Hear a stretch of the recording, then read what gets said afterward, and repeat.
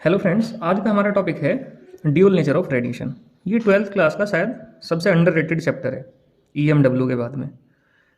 लेकिन यहाँ से स्कोर करना काफ़ी आसान है। ये 3 या 4 नंबर का चैप्टर है और ये बहुत आसान चैप्टर है। एक बार इसे देख लेंगे क्लियर हो जाएगा। ये चैप्टर का नाम है dual nature of radiation. Radiation से मतलब है लाइट का। हमें देखना है कि लाइट का ड्यूल नेचर से क्या मतलब है। ड्यूल नेचर मतलब दो नेचर हैं इसके पास। दो नेचर कौन कौन से? एक तो है वेव नेचर और दूसरा है पार्टिकल नेचर। हमने वेव ऑप्टिक्स में वेव नेचर तो ऑलरेडी पढ़ लिया है। वेव नेचर के बिहाफ पे हमने दो फिनोमिना पढ़े, इंटरफेरेंस और डिफ्रैक्शन। वैसे पोलराइजेशन भी इसी से होता है और आप रिफ्लेक्शन और रिफ्रैक्शन भी इसी से समझ सकते हैं। लेकिन हमारे सिलेबस में वेव ऑप्टिक्स में इंटरफेरेंस और डिफ्रैक्शन है इस बार के सिलेबस में। नेक्स्ट है पार्टिकल नेचर। पार्टिकल नेचर को समझने के लिए हमारे सिलेबस में एक टॉपिक दिया हुआ फोटो इलेक्ट्रिक इफेक्ट। एक कॉम्पटन इफेक्ट भी है लेकिन वो हमारे सिलेबस में नहीं है। पार्टिकल नेचर से मतलब है कि जो रेडिएशन है, जो लाइट है, वो पार्टिकल्स की फॉर्म में आ रही होगी। किसकी फॉर्म में? पार्टिकल्स की फॉर्म में। इन पार्टिकल्स को हम बोलते हैं फोटोन। ठीक है, तो हमें देखना है कि ये फोटो इलेक्ट्रिक इफेक्ट है क्या, ये इस चैप्टर के अंदर हम समझेंगे। सबसे पहले देखते हैं फोटो एमिशन है क्या। मैं क्लियर करूं कि ये जो मैं पढ़ा रहा हूँ इसमें मैं एग्जाम ओरिएंटेड बातें ही करूँगा। वैसे बहुत सारा कंटेंट है, वो एक वीडियो में कंसाइज नहीं होने का, तो एक वीडियो में कंसाइज करने के लिए मैंने इंपॉर्टेंट टॉपिक्स लिए। सबसे पहले देखेंगे कि हम फोटो एमिशन का मतलब क्या है। मैंने एक मेटल लिया, ये फोटो सेंसिटिव मेटल है। फोटो का मतलब लाइट है।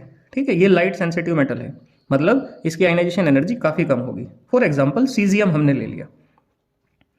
सीजियम हमने लिया और हमने इस पर लाइट इंसिडेंट करी और लाइट पड़ने पे होगा क्या? जो लाइट है वो इलेक्ट्रॉन्स के पास जाएंगे, इलेक्ट्रॉन उस एनर्जी को एब्जॉर्ब करेंगे और एब्जॉर्ब करने के बाद उनके पास इतनी एनर्जी होगी कि वो इस सरफेस को छोड़ के निकल जाएंगे। तो ये जो एमिशन है, लाइट एब्जॉर्ब करके इलेक्ट्रॉन का जो निकलना है, इसे बोलते हैं फोटो एमिशन। तो it is the process of emission of electron. ये एमिशन का मतलब निकलना। ये प्रोसेस है जिसमें इलेक्ट्रॉन निकलते हैं from the surface of photo sensitive material. किसकी सरफेस से? फोटो सेंसिटिव मेटल की सरफेस से निकलेंगे।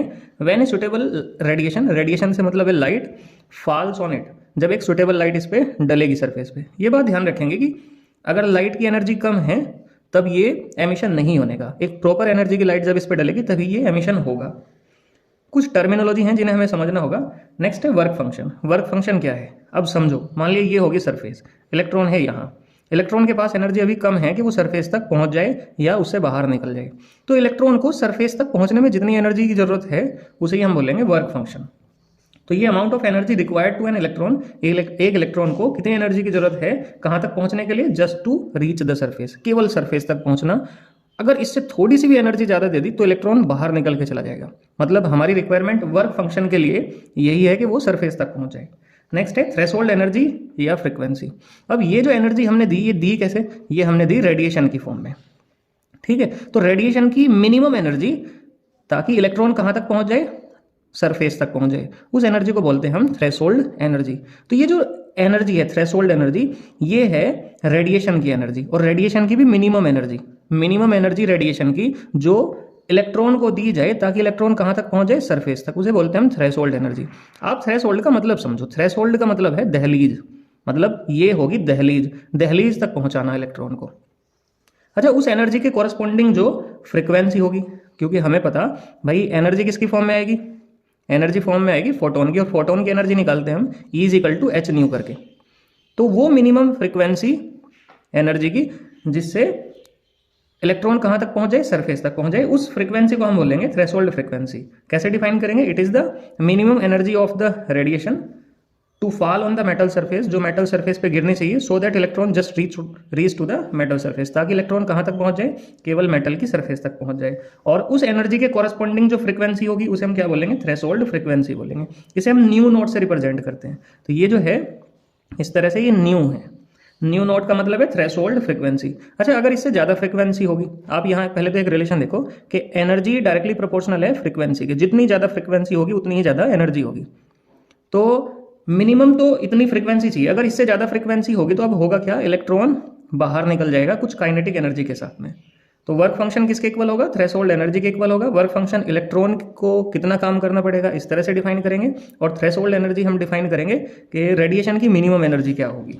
ठीक है, नेक्स्ट टॉपिक है हमारा फोटो इलेक्ट्रिक एमिशन। अब ये फोटो इलेक्ट्रिक एमिशन क्या है? पहले समझो जरा, इसके लिए एक सेटअप पूरा तैयार किया हुआ। पहले हमने पढ़ा फोटो एमिशन, अब हम पढ़ेंगे फोटो इलेक्ट्रिक एमिशन। मतलब यहाँ इलेक्ट्रिसिटी भी अवेलेबल होगी, तब हम फोटोन डालेंगे, फोटोन मतलब लाइट डालेंगे हम, और तब जो एमिशन होगा उसे बोलते हैं हम फोटो इलेक्ट्रिक एमिशन। तो हमने क्या किया हुआ, हमने एक सेटअप तैयार किया जिसमें एक एनोड है जो पॉजिटिव टर्मिनल से कनेक्टेड है, कैथोड नेगेटिव टर्मिनल से कनेक्टेड है, और ये कैथोड जो है ये फोटो सेंसिटिव मेटल से बनाया हुआ हमने। ठीक है, इस फोटो सेंसिटिव मेटल पे हमने रेडिएशन डाली। ये सोर्स है हमारे पास, जरूरी नहीं कि सन हो, कुछ और भी सोर्स हो सकता है। ये सोर्स है रेडिएशन का, यहाँ से रेडिएशन आई मतलब फोटॉन्स आए, और फोटॉन्स की एनर्जी कितनी होगी ध्यान रखेंगे, E is equal to h nu. ये हमें बहुत अच्छे से याद हो जाना चाहिए। यहाँ पे रेडिएशन डली, रेडिएशन डलने से वो फोटोन इलेक्ट्रॉन्स ने एब्जॉर्ब करे, इलेक्ट्रॉन्स के पास एनर्जी हुई और वो इलेक्ट्रॉन्स निकले यहाँ से। ठीक, और ध्यान रखेंगे कि इन फोटॉन्स की एनर्जी जो है वो थ्रेशोल्ड एनर्जी से ज़्यादा होनी चाहिए, क्योंकि थ्रेशोल्ड एनर्जी का मतलब तो केवल सरफेस तक पहुंचना है। अगर थ्रेशोल्ड एनर्जी से ज़्यादा एनर्जी होगी फोटोन की, तभी वो इलेक्ट्रॉन सरफेस से भी तो बाहर निकलेंगे। ठीक है, तो ये कैथोड है, कैथोड पे लाइट डलेगी, यहाँ से इलेक्ट्रॉन निकल के कहाँ जाएंगे, पॉजिटिव टर्मिनल की तरफ, क्योंकि इलेक्ट्रॉन पे कैसा चार्ज है, नेगेटिव, और किधर की तरफ भागेगा, एनोड की तरफ। हो सकता है कि इस भागा दौड़ी में कुछ एक इलेक्ट्रॉन यहाँ सरफेस में इमर्ज हो गए, और बहुत ज़्यादा इलेक्ट्रॉन कहाँ पहुँच गए, एनोड पे पहुँच गए। अब हम देखेंगे कि फोटो इलेक्ट्रिक एमिशन के लॉ क्या क्या हैं। तो इसके 4 लॉ हैं। पहला लॉ ये है कि जो वेलोसिटी होगी एमिटेड इलेक्ट्रॉन की, मतलब यहाँ से जो इलेक्ट्रॉन निकले उनकी जो वेलोसिटी होगी, depends on the frequency of radiation. ये डिपेंड करेगी इसकी फ्रीक्वेंसी पे, जो फोटोन आ रहा है ना उसकी फ्रीक्वेंसी पे डिपेंड करेगी। अब समझो ऐसे कैसे, भाई फोटोन पड़ा आके, फोटोन की एनर्जी किसने ले ली, इलेक्ट्रॉन ने ले ली। मतलब फोटोन क्या है, एनर्जी का एक पैकेट है, वो पैकेट आपने किसे दे दिया, इलेक्ट्रॉन को दे दिया। इलेक्ट्रॉन ने वो एनर्जी ली और 2 तरह से काम करा भाई। एक तो उसे खर्च करनी पड़ी कहाँ पे, वर्क फंक्शन की फॉर्म में, थ्रेशोल्ड एनर्जी की फॉर्म में, सरफेस तक पहुंचने में खर्च करनी पड़ी, और जो बची एनर्जी है उसके साथ वो निकल के भागा, मतलब काइनेटिक एनर्जी की फॉर्म में। तो 2 तरह से इलेक्ट्रॉन एनर्जी को यूटिलाइज करेगा, एक तो वर्क फंक्शन की फॉर्म में और दूसरा काइनेटिक एनर्जी की फॉर्म में। तो वो जो काइनेटिक एनर्जी से मूव करेगा, उसकी जो काइनेटिक एनर्जी है ये इसकी फ्रीक्वेंसी पे डिपेंड करेगी रेडिएशन की। जितनी ज़्यादा इसकी फ्रीक्वेंसी होगी उतनी ही ज़्यादा एनर्जी होगी। अब जितनी ज़्यादा एनर्जी होगी उतनी ज़्यादा काइनेटिक एनर्जी से मूव करेगा। काइनेटिक एनर्जी ज़्यादा तो वेलोसिटी ज़्यादा, मतलब जितनी ज़्यादा वेलोसिटी है, ये जो वेलोसिटी है ये फ्रीक्वेंसी पे डिपेंड करेगी। दूसरा, फोटो इलेक्ट्रिक करंट जो है वो डायरेक्टली प्रोपोर्शनल है इंटेंसिटी ऑफ रेडिएशन के। सबसे पहले तो आपको पता होना चाहिए कि इंटेंसिटी का मतलब क्या है। इंटेंसिटी का मतलब है कि कितने फोटोन्स गिर रहे हैं आगे इस पर, मतलब नंबर ऑफ फोटोन्स को रिप्रेजेंट करती है इंटेंसिटी। यहाँ मैंने डेफिनेशन लिखी कि इंटेंसिटी का मतलब है नंबर ऑफ फोटोन्स फॉलिंग, मतलब जो उस पर कैथोड पे गिर रहे होंगे पर सेकंड, 1 सेकंड में ऑन यूनिट एरिया। समझो जरा, मान लिया अगर इस रेडिएशन की एनर्जी सफिशिएंट है इलेक्ट्रॉन निकालने के लिए, अगर 1 फोटोन डला तो 1 इलेक्ट्रॉन निकला, 2 फोटोन 2 इलेक्ट्रॉन, 20 फोटोन 20 इलेक्ट्रॉन निकले, और जितने ज़्यादा इलेक्ट्रॉन होंगे उतना ही ज़्यादा करंट होगा। इसका मतलब नंबर ऑफ इलेक्ट्रॉन्स जो एमिटेड हैं वो डिपेंड करते हैं कि कितने फोटोन्स डले। इसका मतलब करंट जो है, क्योंकि इलेक्ट्रॉन से ही तो करंट चलेगा, करंट जो है वो इंटेंसिटी पे डिपेंड करेगा। इंटेंसिटी मतलब नंबर ऑफ फोटोन्स पे डिपेंड करेगा। तो ये ध्यान रखेंगे, इनके बीच में एक डायरेक्ट रिलेशन आएगा, डायरेक्टली प्रोपोर्शनल का।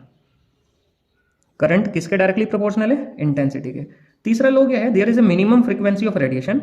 एक मिनिमम फ्रीक्वेंसी होनी चाहिए रेडिएशन की for the emission of electron, electron के एमिशन के लिए, which is known as the threshold frequency, जो कि हमने ऑलरेडी पढ़ लिया।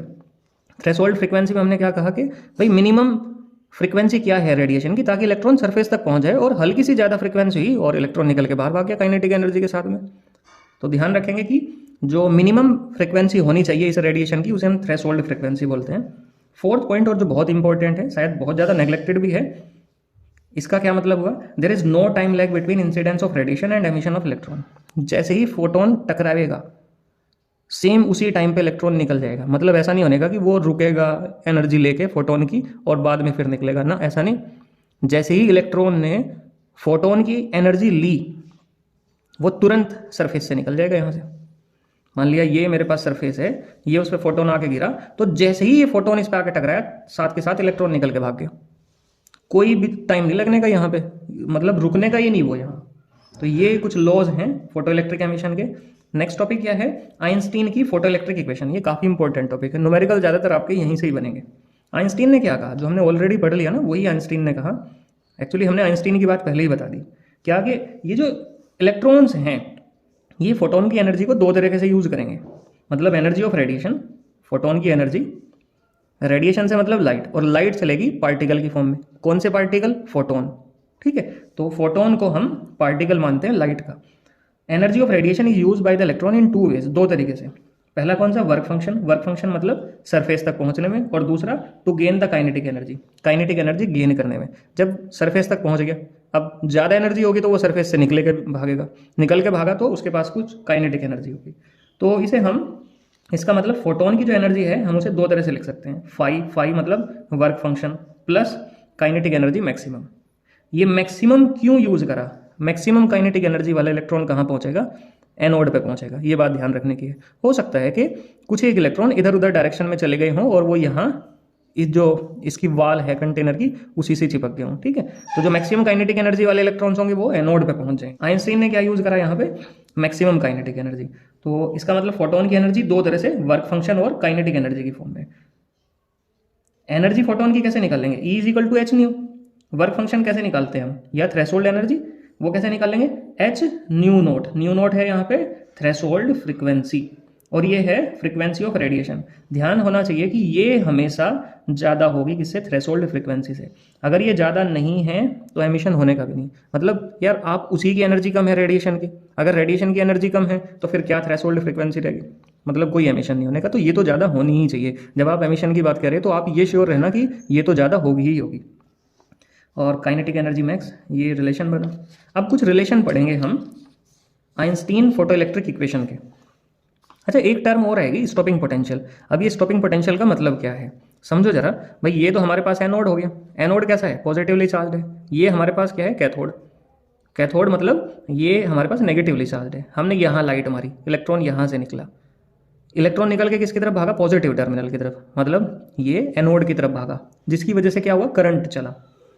जितने ज़्यादा फोटोन डले इस पर उतनी ज़्यादा इलेक्ट्रॉन निकल के भागे, किसकी तरफ? एनोड की तरफ। अब समझो अगर मैं एनोड का पोटेंशियल कम करना शुरू कर दूं, क्या कर दूं? कम करना शुरू कर दूं। मैंने पॉजिटिव से ये घटाना शुरू कर दिया। मान लिया 10 वोल्ट था, 8 कर दिया, 6, इस तरह से घटाता चला गया मैं। और घटाने पे होगा क्या? ये जो इलेक्ट्रॉन्स पहुंच रहे थे अब इनका जो नंबर है वो कम हो जाएगा। कम क्यों हो जाएगा भाई? पहले तो ज़्यादा पॉजिटिव पोटेंशियल था जिसकी वजह से इलेक्ट्रॉन्स को खींच भी रहा था। जो इलेक्ट्रॉन निकले और यहीं पर घूमने वाले थे वो सब यहाँ पहुँच गए थे। लेकिन जैसे ही पोटेंशियल कम हुआ अब वो इलेक्ट्रॉन यहाँ पे जो पहुँचने वाले थे उनकी संख्या कम होती चली जाएगी धीरे धीरे। मान लिया आपने 0 वोल्ट पोटेंशियल डिफरेंस कर दिया या पोटेंशियल कर दिया यहाँ, लेकिन उसके बावजूद भी एक दो इलेक्ट्रॉन तो अब भी पहुँच रहे, एक दो इलेक्ट्रॉन हैं जो अब भी पहुँच रहे। आप चाह रहे कि नहीं मुझे तो बिल्कुल स्टॉप करने, इलेक्ट्रॉन पहुँचने ही नहीं चाहिए यहाँ पे, तो आपको क्या करना पड़ेगा? यहाँ नेगेटिव पोटेंशियल लगाना पड़ेगा। तो अब आपने क्या करा? पोटेंशियल की वैल्यू नेगेटिव करनी शुरू कर दूँ, -1 -2 ये करनी शुरू कर दिया आपने। ठीक है, तो आपका जो इंटेंट है ये जो एक दो इलेक्ट्रॉन पहुंच रहे थे 0 वोल्ट करने के बावजूद भी, आपको उन्हें रोकना, और उन्हें रोकने के लिए आपको एनोड का पोटेंशियल नेगेटिव करना पड़ा। इसलिए स्टॉपिंग पोटेंशियल की वैल्यू क्या बनेगी? ये होगा minimum negative potential of the anode so that all photo electron don't reach to it. मतलब एनोड का मिनिमम नेगेटिव पोटेंशियल क्या होगा ताकि सारे इलेक्ट्रॉन्स एनोड तक ना पहुंचे। इसे कैलकुलेट कैसे करेंगे भाई? पोटेंशियल डिफरेंस की वजह से वर्क डन कैसे कैलकुलेट करते हैं हम? W is equal to QV, क्योंकि V का फॉर्मूला क्या था? V का फॉर्मूला था W/Q, तो यहाँ से W किसके इक्वल आ गया? VQ के। अब हम रोक किसे रहे? हम रोक रहे इलेक्ट्रॉन को, तो Q की जगह तो आ जाएगा E, और V की जगह क्या आ जाएगा? Stopping potential. अब ध्यान रखने वाली बात यह है कि ये जो स्टॉपिंग पोटेंशियल है ये किसके लिए है? ये मैक्सिमम काइनेटिक एनर्जी वाले इलेक्ट्रॉन के लिए है, क्योंकि कुछ इलेक्ट्रॉन तो ऐसे होंगे जो ट्यूब में यहीं पे ही टकरा के रह जाएंगे। जो मैक्सिमम काइनेटिक एनर्जी वाले इलेक्ट्रॉन होंगे वही एनोड तक पहुंचेंगे। तो इस वजह से ये जो वर्क डन होगा ये किसके लिए होगा? मैक्सिमम काइनेटिक एनर्जी वाले इलेक्ट्रॉन के लिए। तो Ke मैक्स किसके इक्वल होगा? EV0 के। इस वजह से हम आइंस्टीन की जो फोटो इलेक्ट्रिक इक्वेशन है उसे ऐसे डिड्यूस कर सकते हैं कि E फोटोन की energy is equal to phi work function plus Ke max की जगह हम क्या लिख लेंगे? EV0 लिख लेंगे। ठीक है, अब हमारे पास कुछ इंपॉर्टेंट रिलेशंस हैं जो आइंस्टीन की फोटो इलेक्ट्रिक इक्वेशन को चेंज करके, रिड्यूस करके अलग अलग फॉर्म में बनेंगे। हमने पढ़ा कि भाई E is equal to 5 plus Ke max. E क्या है? फोटोन की एनर्जी। फोटोन की एनर्जी को हम लिख सकते हैं H न्यू। थ्रेशोल्ड एनर्जी मतलब वर्क फंक्शन वो होगा H new not plus Ke max. ठीक है, एक तो रिलेशन ये।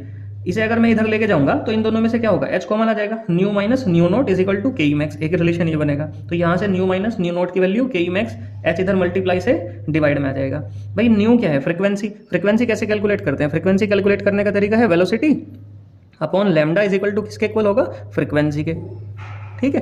तो इसकी जगह मैं लिख सकता हूँ C upon lambda minus C upon lambda naught. Lambda naught का मतलब है थ्रेशोल्ड वेवलेंथ। इसमें से क्या कॉमन है, इन दोनों में से सी कॉमन है और सी कॉमन लेके मैंने एच के पास में ही पहुंचा दिया। इस तरह से रिलेशन बन जाएगा। ये तो सब था काइनेटिक एनर्जी के टर्म में। अगर मैं निकालना चाहूँ किसके टर्म में, पोटेंशियल, स्टॉपिंग पोटेंशियल के टर्म में, तो स्टॉपिंग पोटेंशियल के टर्म में कैसे निकालेंगे भाई, एच न्यू, यहाँ से रिलेशन है हमारे पास। ई की जगह तो हमने क्या लिख लिया, एच न्यू, फाई की जगह एच न्यू नोट और ई वी नोट। मुझे वी नोट की वैल्यू निकालनी है, तो क्या करूंगा, इसे इधर भेज दूंगा, माइनस कर दूंगा इसमें से। तो H nu minus H nu naught, इन दोनों में से क्या कॉमन आया, चाहे आपकी मर्जी कॉमन लो या ना लो, ठीक है। और वी नोट की मल्टीप्लाई में क्या है, वी नोट की मल्टीप्लाई में है ई से हम क्या करेंगे, डिवाइड कर देंगे, दोनों के अपोन में चला जाएगा। तो एक रिलेशन ये बन सकता है। और इन दोनों में से क्या कॉमन आ रहा, एच अपॉन ई कॉमन आया। अच्छा ध्यान रखेंगे, एच जो है प्लांक कांस्टेंट और इसकी वैल्यू फिक्स हुआ करती है, कांस्टेंट है, ये आपको एग्जाम में मिल भी जाएगा, एग्जाम जो पेपर है आपका उसके शुरू के पेज पे ही। और ये बचेगा new minus nu not. New को क्या लिख सकते हैं, सी अपॉन लेमडा, जैसे हमने यहाँ पे लिखा था, C upon lambda minus C upon lambda naught. C common आ जाएगा तो H C upon E, one upon lambda minus lambda naught. ये कुछ रिलेशन है। तो बेसिक रिलेशन आप याद रखेंगे तो ये सारे रिलेशन तो बाद में भी डिड्यूस हो सकते हैं। आप रिलेशन ध्यान रखना कि भाई एक तो आइंस्टीन की फोटोइलेक्ट्रिक इक्वेशन क्या है और दूसरा ये वाला रिलेशन याद रखेंगे तो आपका काम हो जाएगा न्यूमेरिकल्स को लेके, ठीक है। नेक्स्ट है हमारा इस चैप्टर में जो ग्राफ्स हैं वो सबसे ज़्यादा इंपॉर्टेंट टॉपिक है। अगर मैं कहूँ कि भाई ग्राफ से तो एक क्वेश्चन बनेगा ही बनेगा। तो सबसे पहला ग्राफ जो है वो है फोटोइलेक्ट्रिक करंट और इंटेंसिटी के बीच में।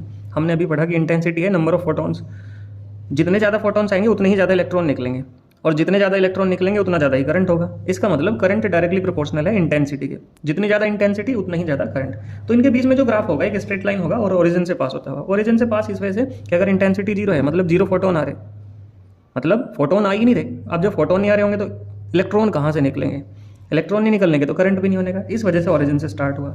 दूसरा जो ग्राफ है वो है स्टॉपिंग पोटेंशियल और फ्रीक्वेंसी के बीच में। हमने अभी कुछ देर पहले ही पढ़ा कि स्टॉपिंग पोटेंशियल का और फ्रीक्वेंसी का ग्राफ किस तरह का है। ये हमने पढ़ा कि V naught is equal to H upon E nu minus H upon E और न्यू नोट। तो इसमें देखने में क्या आ रहा कि ये तो हो गया फ्रीक्वेंसी और ये क्या हुआ स्टॉपिंग पोटेंशियल। तो ये एक लीनियर रिलेशन है। कैसा है, लीनियर रिलेशन।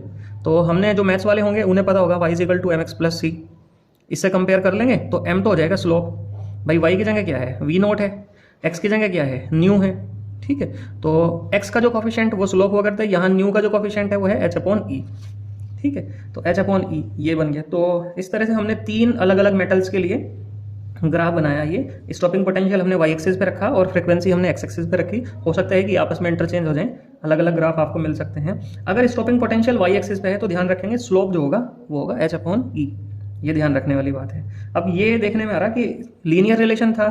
जैसे जैसे समझेंगे जरा एक बार ध्यान से, जैसे जैसे फ्रीक्वेंसी बढ़ेगी तो आप समझो कि फ्रीक्वेंसी बढ़ने से काइनेटिक एनर्जी बढ़ेगी। और जब काइनेटिक एनर्जी बढ़ेगी, क्योंकि काइनेटिक एनर्जी को रोकने के लिए ही तो हमने स्टॉपिंग पोटेंशियल लगाया था, मतलब इलेक्ट्रॉन को रोकने के लिए स्टॉपिंग पोटेंशियल लगाया था। तो जैसे जैसे फ्रीक्वेंसी बढ़ी काइनेटिक एनर्जी बढ़ी, काइनेटिक एनर्जी बढ़ी तो स्टॉपिंग पोटेंशियल भी बढ़ता चला जाएगा, ठीक है। अब ये बात है कि तीन अलग अलग मेटल्स के लिए है, जिसके लिए ये फ्रीक्वेंसी का ग्राफ है तो जहाँ पे भी काटेगा वो थ्रेशोल्ड फ्रीक्वेंसी होगी। तो ये तीन अलग अलग मेटल हैं जिनकी थ्रेशोल्ड फ्रीक्वेंसी हमने रिप्रेजेंट की है। इसकी थ्रेशोल्ड फ्रीक्वेंसी सबसे कम है तो इसका मतलब वर्क फंक्शन भी इसका सबसे कम होगा। तीसरे वाले मेटल की थ्रेशोल्ड फ्रीक्वेंसी सबसे ज़्यादा है तो इसका वर्क फंक्शन भी सबसे ज़्यादा होगा। और स्लोप तो आप यहाँ से देख ही सकते हैं, जो भी इसका न्यू का कोफिशिएंट होगा एच अपॉन ई ये होगा, ठीक है। कांस्टेंट स्लोप होगा, ये भी ध्यान रखने वाली बात है। नेक्स्ट है इलेक्ट्रिक करंट और पोटेंशियल ऑफ एनोड, एनोड के पोटेंशियल का ग्राफ, ठीक है। ये ग्राफ काफ़ी इंपॉर्टेंट है। ये ग्राफ दो केसेस में पढ़ा जाया करता है, करंट और पोटेंशियल के बीच में ग्राफ दो केसेस में। एक तो वो जब इंटेंसिटी वेरिएबल होगी, इंटेंसिटी वेरिएबल होगी और क्या कांस्टेंट होगा, कांस्टेंट होगा फ्रीक्वेंसी। फ्रीक्वेंसी आपने क्या रखी होगी, कांस्टेंट रखी होगी। तो जब आप समझो पहले तो अगर फ्रीक्वेंसी कांस्टेंट है तो इसका मतलब मैक्सिमम काइनेटिक एनर्जी कांस्टेंट है, और जब मैक्सिमम काइनेटिक एनर्जी कांस्टेंट है तो फिर स्टॉपिंग पोटेंशियल भी कांस्टेंट होगा, क्योंकि के ई मैक्स किसके इक्वल होगा, के ई मैक्स इक्वल होगा ई वी नॉट के। के ई मैक्स किसके इक्वल होगा, वो होगा ई वी नॉट के। तो जब यही कांस्टेंट होगी, ये कांस्टेंट क्यों, क्योंकि फ्रीक्वेंसी कांस्टेंट तो स्टॉपिंग पोटेंशियल भी कांस्टेंट। तो इस वजह से स्टॉपिंग पोटेंशियल तो सबका कांस्टेंट होगा। लेकिन जैसे जैसे आप पोटेंशियल बढ़ाओगे ना तो अब समझो पहले होगा क्या, पोटेंशियल बढ़ाने से जब आप इसका एनोड का पोटेंशियल बढ़ाओगे तो वैसे तो इलेक्ट्रॉन यहाँ पहुँच ही रहे थे, ठीक है, एनोड पे पहुँच ही रहे थे, लेकिन कुछ एक इलेक्ट्रॉन जो यहाँ पे सरफेस पे जाके चिपक गए थे, अब उन इलेक्ट्रॉन्स को भी ये पॉजिटिव पोटेंशियल खींच लेगा, ठीक है। ये पॉजिटिव पोटेंशियल जो है उन सारे इलेक्ट्रॉन्स को खींच लेगा जो यहाँ से एमिटेड हो रहे होंगे, इसका मतलब अगर थोड़ी बहुत ही काइनेटिक एनर्जी कम है ना यहाँ पहुँचने के लिए, तो वो इससे सप्लाई हो जाएगी। इसका ये मतलब हुआ, ध्यान से सोचना, जब सारे इलेक्ट्रॉन यहाँ खींच जाएंगे, इसका ये मतलब हुआ कि करंट जो है उस टाइम पे सैचुरेट हो जाएगा। सैचुरेट मतलब उससे ज़्यादा करंट की वैल्यू नहीं हो सकती, क्योंकि करंट का निकलना आफ्टर ऑल इंटेंसिटी पे डिपेंड करता है। जितनी ज़्यादा इंटेंसिटी होगी उतना ही ज़्यादा करंट होगा। लेकिन एनोड का पोटेंशियल क्या कर रहा है? एनोड का पोटेंशियल ये कर रहा है कि उन सारे इलेक्ट्रॉन्स को खींचने का काम कर रहा है। इसका मतलब एनोड के पोटेंशियल से ना आपके पास एक सैचुरेशन आ जाएगा अगर आपने इंटेंसिटी नहीं बदली। इंटेंसिटी बदलोगे तो करंट और ज़्यादा बढ़ जाएगा। तो इसी तरह से ये ग्राफ बनाएंगे, भाई इंटेंसिटी यहाँ कम है तो करंट की वैल्यू कम है। आप देखो यहाँ पे करंट की वैल्यू कम है, यहाँ पे करंट की वैल्यू ज़्यादा, यहाँ पे करंट की वैल्यू और ज़्यादा, क्योंकि इंटेंसिटी ज़्यादा है तो करंट की वैल्यू भी ज़्यादा होगी। लेकिन पोटेंशियल बढ़ाने से, एनोड का पोटेंशियल बढ़ाने से होगा क्या? कुछ भी नहीं, एक सैचुरेशन आ जाएगा एक वोल्टेज के बाद में। मान लिया यहाँ पे जाके सैचुरेशन हमें दिखाई दे रहा, यहाँ पे आके क्या हुआ? सैचुरेशन आ गया। दूसरा है वेरिएबल फ्रिक्वेंसी। इस बार फ्रिक्वेंसी अलग अलग होगी। अब समझो जरा, जब फ्रिक्वेंसी अलग अलग होगी तो जो काइनेटिक एनर्जी है वो भी अलग अलग होगी। काइनेटिक एनर्जी अलग अलग होगी तो फिर इसका मतलब स्टॉपिंग पोटेंशियल अलग अलग होगा। तो जहाँ पे फ्रिक्वेंसी ज़्यादा होगी वहाँ पे स्टॉपिंग पोटेंशियल भी ज़्यादा होगा। अब आप समझो जरा, मैंने 3 अलग अलग स्टॉपिंग पोटेंशियल को मैंने एक्स एक्सिस पे और करंट को वाई एक्सिस पे रिप्रेजेंट किया। लिखा यहाँ पे स्टॉपिंग पोटेंशियल जो है it depends on frequency not on intensity. Intensity पे डिपेंड नहीं करता, फ्रीक्वेंसी पे डिपेंड करता है। और फ्रीक्वेंसी आपने क्या रखी? कांस्टेंट। इस वाले केस में देखेंगे इसमें स्टॉपिंग पोटेंशियल अलग अलग आया। क्यों? क्योंकि स्टॉपिंग पोटेंशियल तो फ्रीक्वेंसी पे डिपेंड करता है। इस बार आपने फ्रीक्वेंसी बदल रखी, वेरिएबल फ्रीक्वेंसी है, तो जहाँ पे फ्रीक्वेंसी ज़्यादा वहाँ पे स्टॉपिंग पोटेंशियल भी ज़्यादा। अब तीसरे केस में जो भी स्टॉपिंग पोटेंशियल है वो V03 है, तो सबसे ज़्यादा स्टॉपिंग पोटेंशियल होगा ये, और यहाँ पे जो फ्रीक्वेंसी होगी वो सबसे ज़्यादा होगी। और करंट तो सैचुरेट हो ही जाएगा, क्योंकि एनोड का पोटेंशियल कर ही क्या सकता है? एनोड का पोटेंशियल ये करेगा कि भाई 1-2 इलेक्ट्रॉन छूट गए होंगे जो एनोड तक नहीं पहुँचे होंगे, वो भी सारे खींच के कहाँ जाएंगे? एनोड पे चले आएंगे। भाई कुछ एक इलेक्ट्रॉन जो यहाँ इधर उधर चिपक जाए वो भी सारे कहाँ पहुँचेंगे? यहाँ। तो एनोड के पोटेंशियल को बढ़ाने से तो केवल इतना ही होगा कि भाई सैचुरेशन आ जाएगा करंट के अंदर, मतलब करंट ना अब उससे ज़्यादा हो नहीं सकता। तो यहाँ जाके क्या हुआ? करंट की वैल्यू में सैचुरेशन आ गया, ये मैक्सिमम करंट हो गया। नेक्स्ट एक ग्राफ और है काइनेटिक एनर्जी और फ्रीक्वेंसी का। ये भी काफ़ी इंपॉर्टेंट ग्राफ है। हमने अभी समझा कि जैसे जैसे हम फ्रीक्वेंसी बढ़ाएंगे ना, क्योंकि वर्क फंक्शन तो है कांस्टेंट। अब आपको क्या करना, मान लिया अगर आप काइनेटिक एनर्जी निकालना चाह रहे तो काइनेटिक एनर्जी निकालोगे कैसे? भाई एनर्जी में से वर्क फंक्शन माइनस कर दो। एनर्जी में से क्या माइनस कर दो? वर्क फंक्शन माइनस कर दो। तो ये इसका मतलब जैसे जैसे आपकी फ्रीक्वेंसी बढ़ेगी ऐसे ऐसे काइनेटिक एनर्जी बढ़ जाएगी। एक स्ट्रेट लाइन आ जाएगा यहाँ पे भी। यहाँ थ्रेशोल्ड फ्रीक्वेंसी ज़्यादा मतलब वर्क फंक्शन ज़्यादा होगा, फाई सी ज़्यादा होगा, फाई बी। और स्लोप क्या होगा इसका? स्लोप होगा एच। क्यों होगा एच? आप यहाँ से देखो, ई इजिकल टू क्या है? फाई प्लस के ई मैक्स। के ई मैक्स की वैल्यू अगर हम निकालेंगे तो ई माइनस फाई। ई किसके इक्वल है? एच न्यू के। फाई किसके इक्वल है? एच न्यू नोट के। तो न्यू के बीच में और के ई मैक्स के बीच में ग्राफ है। एच, इसका न्यू का जो कॉफिशिएंट है वो है एच, और वही क्या होगा? वही स्लोप होगा। आप इससे कंपेयर करो, इसमें m क्या हुआ करता है? स्लोप, और c क्या हुआ करता है? y intercept. मैथ्स वालों को अच्छे से पता होगा, उन्होंने स्ट्रेट लाइन चैप्टर में पढ़ा 11th क्लास में। ये सब ग्राफ हैं और इनसे क्वेश्चन जरूर बनेगा। नेक्स्ट है, अब ये तो हो गया कि भाई हमने पार्टिकल नेचर पढ़ लिया। किसका? लाइट का। 2 नेचर हैं लाइट के पास में, वेव नेचर और पार्टिकल नेचर। वेव नेचर तो हमने पढ़ा, इंटरफेरेंस में काफ़ी पढ़ा हमने, और हमने पढ़ा डिफ्रैक्शन में भी। लेकिन पार्टिकल नेचर हमने पढ़ा फोटो इलेक्ट्रिक इफेक्ट में। और हमने मान लिया कि फोटोन आ रहा और फोटोन टकरा रहा, इलेक्ट्रॉन को एनर्जी देगा, इलेक्ट्रॉन को एनर्जी देके इलेक्ट्रॉन निकल जाएगा। 2 फॉर्म में यूज़ करेगा, वर्क फंक्शन और काइनेटिक एनर्जी की फॉर्म में। लेकिन दिक्कत ये है कि वेव थ्योरी क्यों फेल हुई? और ये शायद ना बहुत ज़्यादा इंपॉर्टेंट सवाल है। अगर ग्राफ के बाद में कोई ज़्यादा इंपॉर्टेंट क्वेश्चन है तो वो फेलियर है वेव थ्योरी का। वेव थ्योरी क्यों नहीं एक्सप्लेन कर पाई फोटो इलेक्ट्रिक इफेक्ट को? क्यों हमें उसे पार्टिकल मानना पड़ा? 3 इसमें बेसिस हैं, 3 बेसिस पे हम इसे समझाएंगे। क्या क्या? वेव थ्योरी ये मानती है कि जो इंटेंसिटी है वो एनर्जी के डायरेक्टली प्रोपोर्शनल है। मतलब जैसे जैसे हम इंटेंसिटी बढ़ाएंगे ना, ऐसे ऐसे ही एनर्जी बढ़ती चली जाएगी। अब आप समझो जरा, इसका मतलब तो ये हुआ कि आप ना किसी भी फ्रीक्वेंसी के रेडिएशन डालो, चाहे वो थ्रेशोल्ड फ्रीक्वेंसी से भी कम हो, बस इंटेंसिटी बढ़ा दो। इंटेंसिटी बढ़ने से क्या होगा? एनर्जी बढ़ जाएगी। जबकि हमने समझा कि एनर्जी तो फ्रीक्वेंसी पर डिपेंड करती है, और जब तक फ्रीक्वेंसी से मतलब थ्रेशोल्ड फ्रीक्वेंसी से ज़्यादा फ्रीक्वेंसी नहीं होने की ना, तब तक तो इलेक्ट्रॉन निकलने के ही नहीं। यहाँ इंटेंसिटी में समझा जा रहा, यहाँ जो है वेव थ्योरी में हम ये मानते हैं कि इंटेंसिटी बढ़ाने से एनर्जी बढ़ जाए, जबकि ऐसा होता ही नहीं। ठीक है। सो electron can be emitted with any frequency. इसका मतलब इलेक्ट्रॉन किसी भी फ्रीक्वेंसी से निकाले जा सकें। जबकि हमने फोटो इलेक्ट्रिक इफेक्ट में थ्रेशोल्ड फ्रीक्वेंसी का कॉन्सेप्ट पढ़ा कि भाई बिना थ्रेशोल्ड फ्रीक्वेंसी से ज़्यादा फ्रीक्वेंसी के इलेक्ट्रॉन का एमिशन है नहीं, चाहे आप 10 नहीं 1 लाख फोटोन मार दो, जब तक उनकी एनर्जी ज़्यादा नहीं होने की ना। समझो जरा एक बार फिर बात को। मान लिया एक सरफेस है ये, और इसका जो वर्क फंक्शन है वो 5 इलेक्ट्रॉन वोल्ट का है, ठीक है, 5 इलेक्ट्रॉन वोल्ट का इसका वर्क फंक्शन है, और यहाँ से रेडिएशन आ रही है, और इस रेडिएशन की जो एनर्जी है वो 2 इलेक्ट्रॉन वोल्ट है। मतलब इसकी एनर्जी वर्क फंक्शन से कम है। कहाँ इलेक्ट्रॉन का एमिशन हो जाएगा? एक नहीं, चाहे आप 10, 15, 20 कितने ही फोटोन मारो, निकल ही नहीं सकता। फोटो इलेक्ट्रिक इफेक्ट में तो इसकी एनर्जी ज़्यादा होना जरूरी है। यहाँ इंटेंसिटी की बात आ रही। दूसरा क्या है? दूसरा ये है कि वेव थ्योरी ये मान के चले कि भाई 2 या 2 से ज़्यादा फोटोन ना एक इलेक्ट्रॉन को अपनी एनर्जी दे देवे, जबकि इसमें फोटो इलेक्ट्रिक इफेक्ट में ऐसा नहीं है। फोटो इलेक्ट्रिक इफेक्ट में आपको ये याद रखना पड़ेगा कि एक फोटोन एक ही इलेक्ट्रॉन को अपनी एनर्जी देगा, इससे ज़्यादा फोटोन्स अपनी एनर्जी एक इलेक्ट्रॉन को नहीं देने के। यही फेलियर का कारण है वेव थ्योरी के। वेव थ्योरी तो ये कहवे कि भाई ज़्यादा फोटोन भी एक इलेक्ट्रॉन को एनर्जी दे सकें। फोटो इलेक्ट्रिक इफेक्ट में ये समझा गया, हर्ट्ज और लिनार्ड ने एक्सपेरिमेंट करे, ये समझा गया कि भाई ऐसा होता ही नहीं, एक फोटोन एक ही इलेक्ट्रॉन को एनर्जी देगा।